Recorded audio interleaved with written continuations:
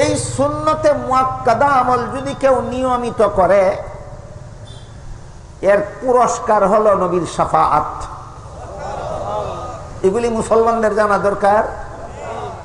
সুন্নতে মুআক্কাদারা যারা জীবনভর রেগুলার আমল করবে, এই আমলের পুরস্কার পাবে নবীর শাফাআত। সুন্নতে মুআক্কাদা যারা অবহেলা করে লঙ্ঘন করে চলবে, কিয়ামতের দিন নবীর শাফাআত থেকে বঞ্চিত থাকবে।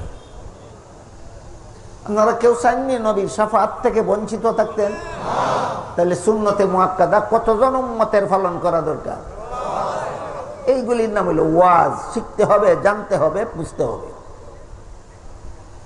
আর সুন্নতে জায়েদা এমন সুন্নত যেটা পালন করলে আলাদা পুরস্কার পাওয়া যাবে, কিন্তু পালন না করলে কোনো লস নাই।